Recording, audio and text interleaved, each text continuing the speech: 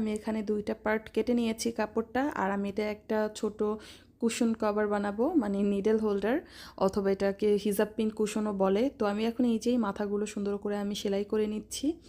সুন্দর করে আমি এটা জোড়া লাগানোর মতো করে 3 দিকে সেলাই করে নেওয়ার পর এটাকে উল্টে নিলাম, আর এই যে এটা সুন্দর করে ফিক্স করলাম। দেন এটার ভিতরে আমি এখন ফাইবার ব্যবহার করব। এগুলো আপনারা তোষক যে বানায় সেখানেই পাবেন, বা বালিশ থেকে বের করে নিতে পারেন। এখন আমি এই মাথাটাও সুন্দর করে সেলাই করে নিচ্ছি।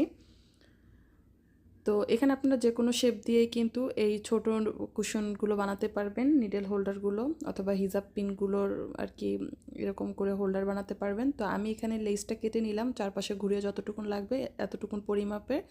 এখন আমি সুন্দর করে এটাকে সেলাই করে লাগিয়ে নিচ্ছি। যাদের কাছে সেলাই মেশিন আছে তারা আগে থেকেই এটা লাগিয়ে তারপরে জোড়াটা লাগাতে পারেন, এতে করেও লাগাতে পারবেন, কোনো অসুবিধা নেই। এই